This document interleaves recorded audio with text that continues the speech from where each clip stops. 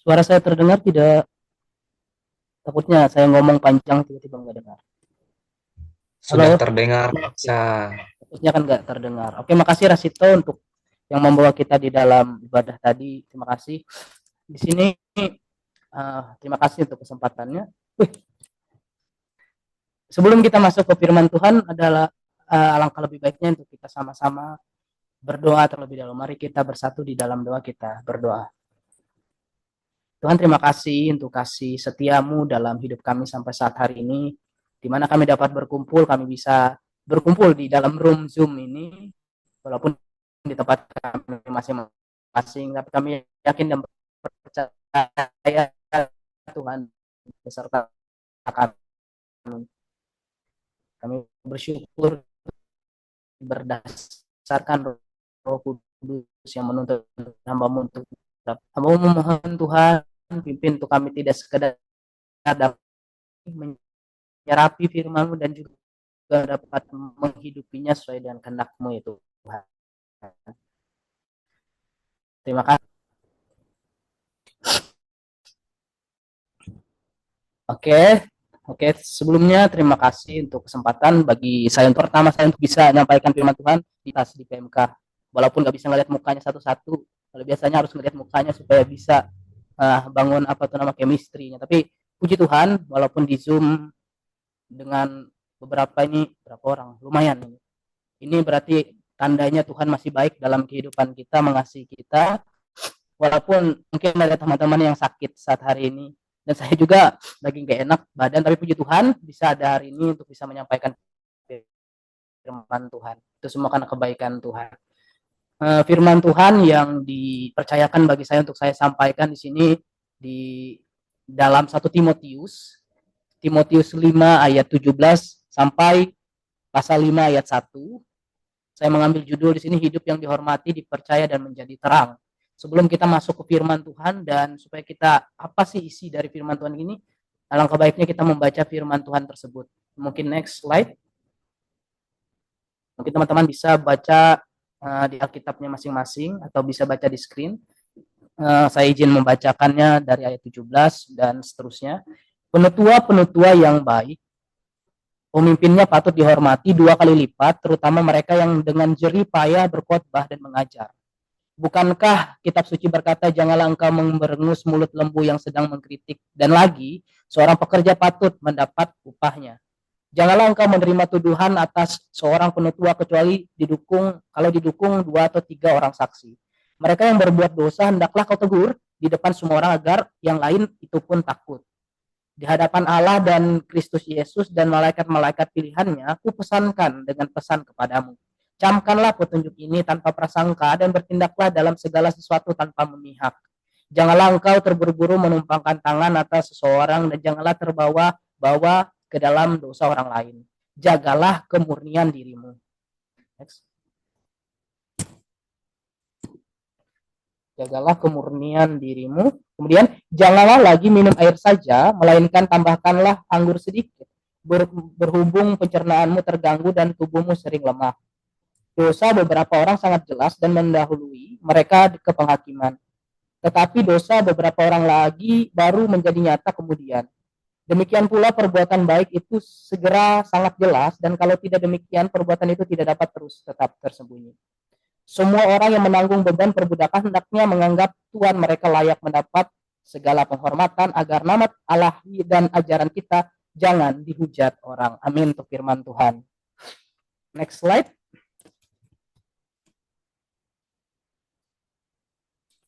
Oke teman-teman, kita tahu bahwa di hari ini kita merenungkan tentang surat Paulus kepada jemaat di Efesus, kepada Timotius terkhususnya yang saat hari itu menggembalakan jemaat di Efesus. Surat ini dituliskan oleh Paulus kepada Timotius. Latar belakangnya adalah pada saat hari itu kita tahu bahwa kalau kita baca di pasal 1 ayat 3 di situ bagaimana Paulus memberitahu kepada Timotius bahwa ada pengajar-pengajar sesat di jemaat Efesus waktu itu. Bagaimana Paulus mengingatkan kepada Timotius. kemarin kita sudah belajar bagaimana teman-teman dari Marvin, dari Karifan, Kadea sudah mengajarkan bagaimana kitab Timotius ini, bagaimana Paulus mengajarkan tentang syarat-syarat bagi diaken, kemudian janda, kemudian bagaimana kepada orang tua dan muda. Sekarang hari ini Paulus kembali mengingatkan atau menasihati kepada Timotius bagaimana tentang tata gereja, tata kehidupan di dalam gereja. Paulus menasihati Timotius agar terus memperhatikan kehidupan dan ajarannya. Jadi di Alkitab ini tadi sudah dibaca bagaimana harus memperhatikan diri. Kenapa Paulus mengajarkan itu? Ini supaya ada kontras nyata yang terlihat, saudara teman-teman, karena mereka yang diubahkan oleh Injil hidup tertib, saleh, dan berkenan kepada Allah. Sedangkan mereka yang dipengaruhi ajaran sesat cenderung hidup tak hormat kepada otoritas, penuh kekacauan, dan menjadi batu sandungan. Ada perbedaan antara orang yang benar-benar menerima Injil yang diajarkan dan orang yang menerima Injil yang sesat. Itu sedikit dari latar belakang penulisan kitab Timotius ini. Next. Karena kita harus paham dulu isi konteksnya. Kemudian hari ini kita lebih spesifik bagaimana kita merenungkan di dalam 1 Timotius pasal 5 ayatnya ke-17 sampai pasal 6 ayat 1, bagaimana Paulus mengajarkan atau melanjutkan pembahasannya kepada Timotius itu tentang tata kehidupan gereja yang sehat. Bagaimana kita tadi sudah baca dan kita renungkan di ayatnya yang ke-17 sampai 20, Paulus mengajarkan untuk memberi penghormatan kepada penetua atau pemimpin-pemimpin. Bahkan dikatakan 2 kali lipat lebih dari apa yang mereka dapat terima. Dan tidak hanya memberi dengan penghormatan, tetapi juga bahkan menghargai mereka, bukan hanya sikap tetapi juga mencukupi kebutuhan mereka. Ini Paulus mengingatkan kepada Timotius dan jemaat di Efesus waktu itu. Kemudian di ayatnya ke-21 sampai 25 juga Paulus mengingatkan kepada Timotius untuk menjaga integritas dan kehidupan pribadi Timotius itu, dan juga agar dilihat. Bagaimana kita lihat tadi di ayat tersebut, Paulus mengingatkan untuk Timotius bersikap adil. Di situ katanya menjaga kekudusan hidup serta bijaksana dalam menilai orang lain. Bahkan hal-hal pribadi seperti kesehatan tubuh. Katanya kan ada di ayatnya ke-23, jangan lagi minum air saja, tetapi tambahkanlah anggur sedikit, berhubung pencernaanmu terganggu dan tubuhmu sering lemah. Itu artinya bukan kita disuruh untuk minum anggur seperti yang sekarang. Maksudnya jangan hanya minum anggur, tapi fokus juga jaga kesehatanmu dengan pada saat hari itu minum anggur. Menjaga kesehatan agar tidak sakit seperti itu. Bagaimana Paulus sangat peduli dalam kehidupan secara pribadi kepada Timotius. Bagaimana Timotius juga menjaga integritas kehidupannya. Kemudian di pasal 6 ayat 1 juga kita diajarkan tentang bagaimana bersikap sebagai hamba terhadap tuannya. Agar kita juga agar pada saat hari itu, di mana dulu tuh ada yang namanya tuan, ada yang namanya budak, bagaimana budak waktu itu harus bersikap hormat juga kepada tuannya agar nama Tuhan tidak tercela waktu itu oleh karena perilaku-perilaku para budak. Tapi ketika para budak itu bisa mencerminkan bagaimana kasih Tuhan, bisa dilihat orang, pasti nama Tuhan dipermuliakan waktu itu pada zaman saat hari itu. Jadi kita bisa tahu bahwa tujuan Paulus dalam bagian ini sangat jelas, teman-teman. Yang pertama, agar keyakinan Injil diberitakan secara efektif melalui cara menghormati penetua, pemimpin, dengan integritas kehidupan, bahkan dengan sikap seorang terhadap tuannya. Agar pemberitaan firman itu, Injil itu bisa diberitakan secara efektif. Bayangkan kalau kita memperhatikan di ajaran-ajaran yang sesat, yang tidak sesuai dengan Injil, kita lihat perilakunya tidak baik, tidak bisa menghormati dan lain sebagainya, bagaimana Injil itu bisa diberitakan secara efektif. Yang kedua juga supaya Tuhan dipermuliakan dan ajaran Injil tidak menjadi batu sandungan. Itu tujuan daripada Paulus. Kemudian yang ketiga, menunjukkan kontras antara hidup yang diubahkan dan hidup yang tersesat. Supaya kita tahu bagaimana hasil daripada diajar oleh sesat dan diajar dengan benar, Injil yang benar pasti hidupnya diubahkan. Seperti di dalam 1 Timotius 3 ayat 14 sampai 16, bagaimana Paulus berkata tentang jemaat Allah adalah dasar dan penopang kebenaran. Jadi Paulus secara pribadi juga kepada Timotius, dan bagaimana agar Timotius juga bisa membina jemaat di saat hari itu untuk bisa menjadi dasar dan penopang kebenaran.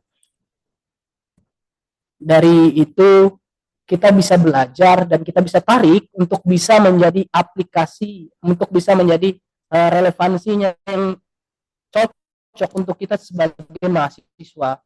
Apa sih dan apa yang cocok, apa yang ingin Tuhan sampaikan melalui firman ini ketika kita sudah mengetahui tentang hal ini. Next. Seperti judul firman Tuhan yang saya bawakan, yaitu tentang bagaimana kita hidup bisa dipercaya, hidup yang dihormati, dipercaya dan menjadi terang. Lalu pertanyaannya bagi kita, bagaimana kita sebagai orang percaya, terutama anak-anak muda, Kristen dipanggil untuk hidup yang dihormati, dipercaya dan menjadi terang. Itu sebuah hal yang penting bagi kita untuk kita bisa selami, untuk kita bisa dalami dari firman Tuhan yang kita sudah dengarkan tadi. Lalu next.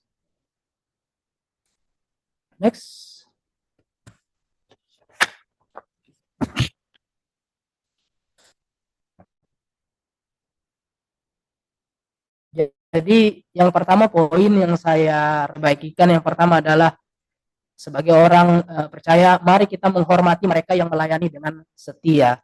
Seperti ayat yang ke-17 sampai 18 tadi, sedikit saya kutip, penetua yang baik, pemimpinnya patut mendapat 2 kali lipat penghormatan. Ini bukan hanya berbicara pada saat dulu, tapi pada saat kita sekarang, ketika kita sebagai mahasiswa, sebagai pelayan Tuhan, kita pasti punya gembala, kita punya dosen.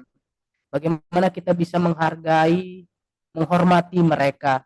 Saya ambil ilustrasi seperti pelatih dalam permainan sepak bola profesional, seperti gambar di sini. Kita tahu itu gambar Patrick Chiopot, susah nyebutnya.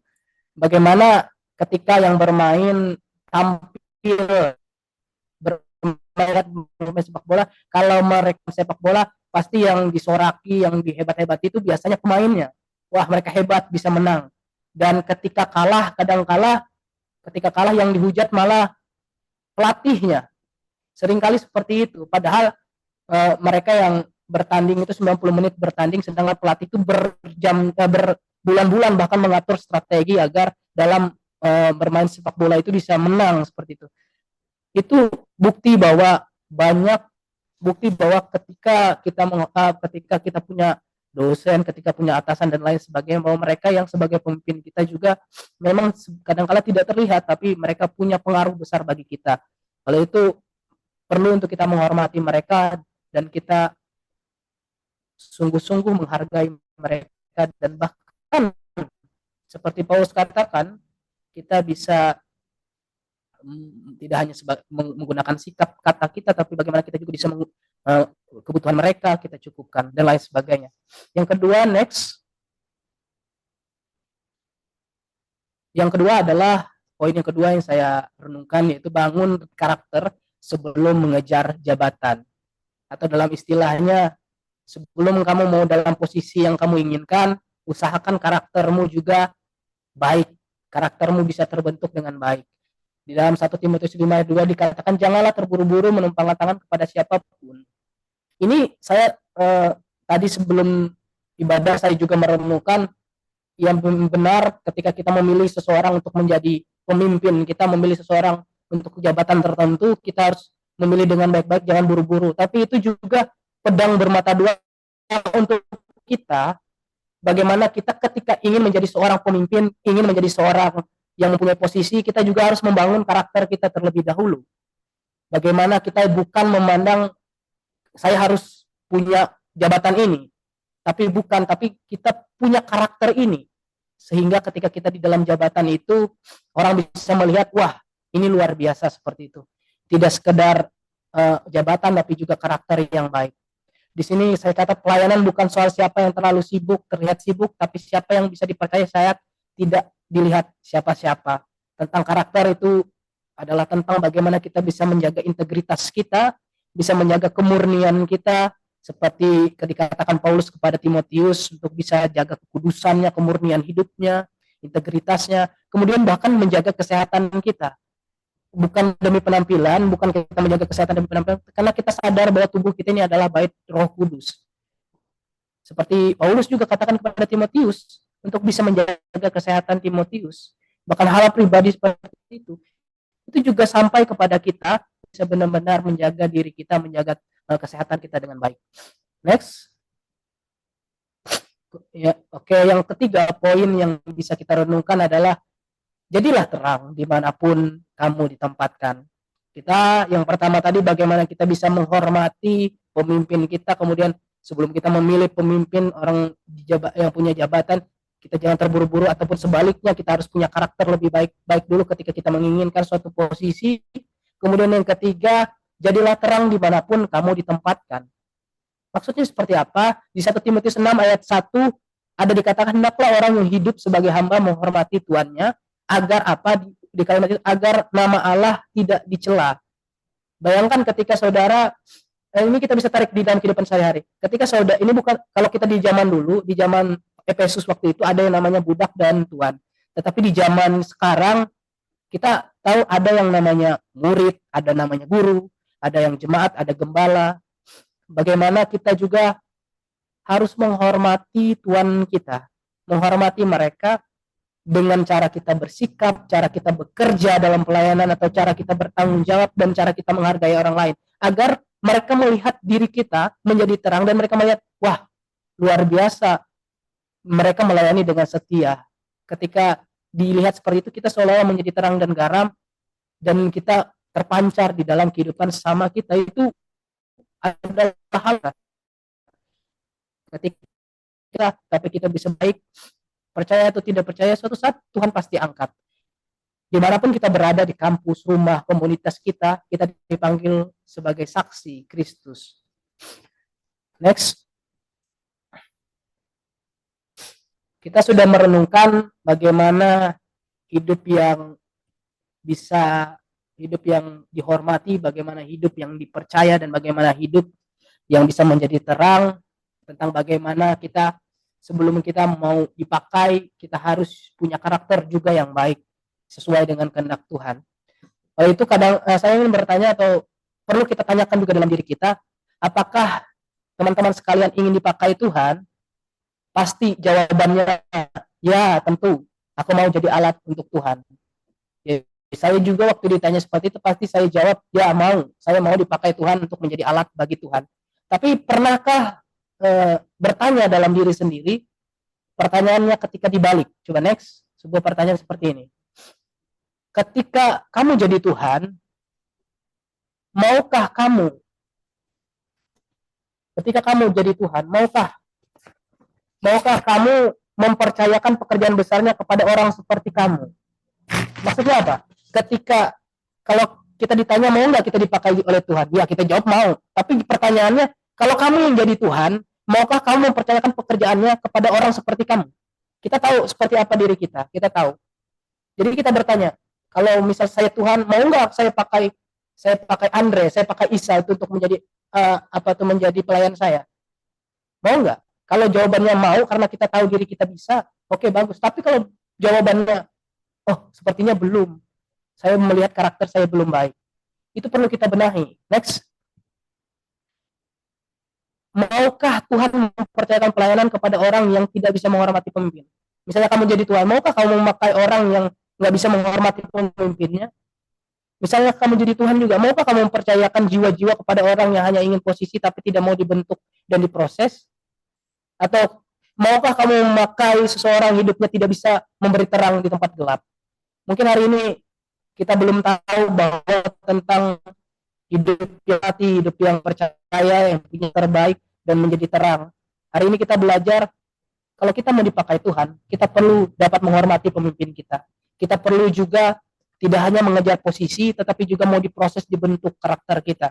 Kemudian kita juga harus mau, walaupun kita sebagai budak dalam istilah tanda kutipnya, atau sebagai hamba, kita bisa menjadi terang di mana kita ditempatkan tersebut, di tempat tersebut.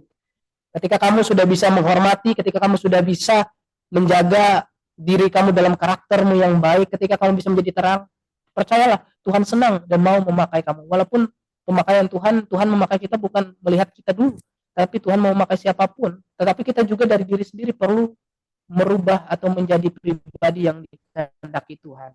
Next. Tadi pertanyaan itu bukan untuk menyalahkan kita, tapi untuk menyadarkan kita. Karena Tuhan tidak mencari yang hebat, teman-teman, tapi Dia mencari yang taat. Tuhan tidak mencari yang cepat naik, tapi yang dalam akar rohaninya. Dia tidak mencari yang jabatanmu tinggi, tetapi yang dimana kamu ketika sendiri, kamu bersekutu dengan Tuhan, berdoa kepada Tuhan, dan punya akar yang dalam rohanimu kepada Tuhan.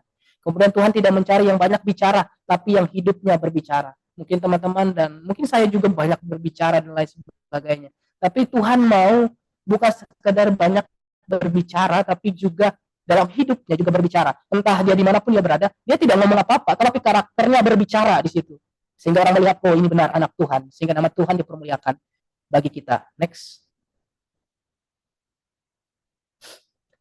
Dan kabar baiknya bagi teman-teman sekalian, mungkin sudah ada yang di sini bisa menghormati, sudah ada yang punya karakter baik ataupun yang sudah bisa mungkin, tapi ada yang belum. Tapi hari ini Tuhan ingin membentuk kita. Tuhan mau hari ini kita bisa diubahkan dengan sungguh-sungguh sesuai kebenaran firman Tuhan. Dan itu bukan dimulai saat kita sudah bisa, tapi dimulai setiap hari dalam kehidupan kita. Bagaimana kita diam-diam menghormati orang lain, bagaimana kita bertanggung jawab dan jadi terang dalam keseharian kita. Mari kita sama-sama yang dapat benar-benar sesuai dengan kehendaknya Tuhan, sebab Tuhan ingin kita menjadi terang bagi kemuliaannya. Baik, mari kita bersatu di dalam doa untuk firman Tuhan hari ini. Kita berdoa. Tuhan, terima kasih untuk kasih setiamu dalam hidup kami yang kami rasakan sampai saat hari ini. Firman-Mu menegur kami untuk kami bisa hidup sesuai kehendak-Mu. Bahkan juga firman-Mu menyadarkan kami tentang begitu Tuhan mengasihi kami. Dan biarlah Tuhan melalui firman-Mu ini kami bisa menggunakan, menjalani kehidupan kami yang sesuai dengan kehendak Tuhan, dituntun Tuhan. Kiranya firman-Mu hari ini, di malam hari ini, di lewat Zoom ini tidak sekedar didengarkan saja, tidak sekedar sebagai firman yang lewat begitu saja, melainkan dapat mengubahkan kami menjadi pribadi yang mengasihi Tuhan dengan sungguh. Kiranya setelah kami ibadah saat hari ini, hidup kami benar-benar sesuai dengan kehendak firman-Mu, Tuhan yang tuntun, Tuhan yang sertai, Tuhan yang berkati. Terima kasih Bapa di surga, ini doa dan permohonan kami yang kami alaskan hanya di dalam nama Tuhan Yesus. Kami berdoa. Amin.